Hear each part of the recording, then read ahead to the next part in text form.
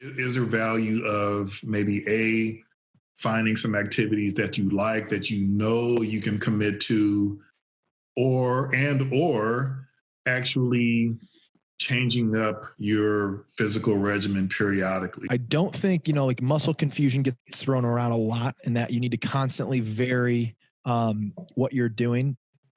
That's probably not as important, again, for a body composition change as actually utilizing good strength training with progressive overload.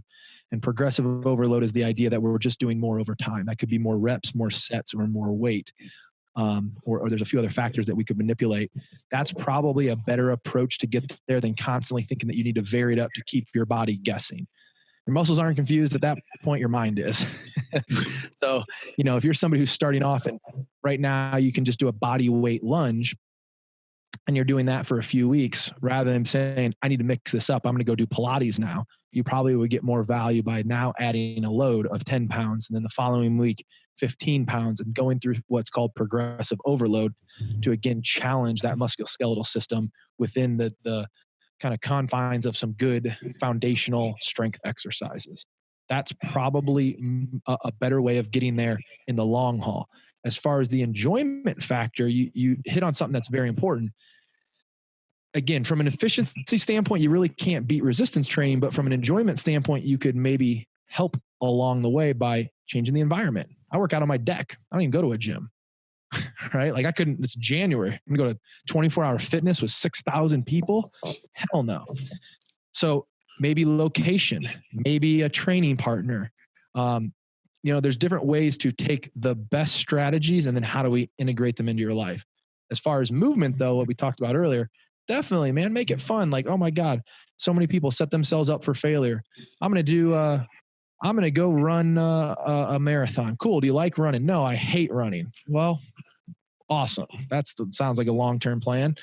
Well, instead, but do you like hiking? Like, yeah, I love being out in the woods. Great. Go do that. Or I like biking.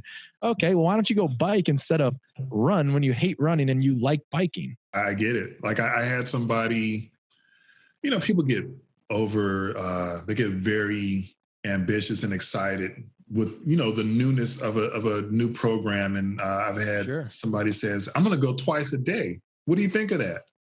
Say, well, if you have the energy and the natural motor, but I said, I wouldn't really recommend it because you're going to get burnt out. Maybe you're going to get injured. And I was like, why do you have to rush through this? Great question to ask, actually. That's a really powerful question.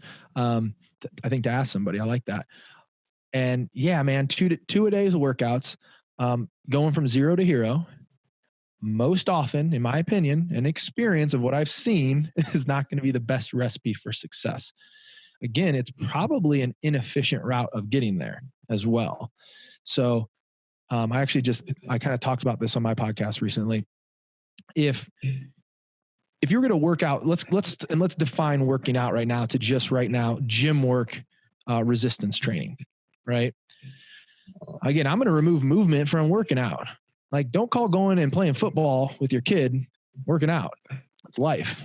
Enjoy it. You're having fun, right? So the workout portion, if you were to do 2 a days, at some point, I think it's getting redundant on the musculoskeletal system to where you're breaking down tissue and not repairing it, and then you're breaking down tissue again. Even if you did a bodybuilder split of say 7 days a week where you work a different muscle group, so now every muscle group has a rest period. If you're just starting out, there's no way you need or probably can tolerate that much volume per muscle group. Meaning, if you came with me day one and said, hey, I want to do a 7-day split and I take you through a leg workout, I'm going to smash you and you won't be able to walk for 3 days. And it's like, well, what's the value in that? Now you're deterred because you're like, well, this fucking sucks. I'm in physical pain. So where's the joy and the value in this? So that 2 days a week, I think, again, is people trying to expedite a process that probably can't really get done a whole lot faster. Leads to burnout.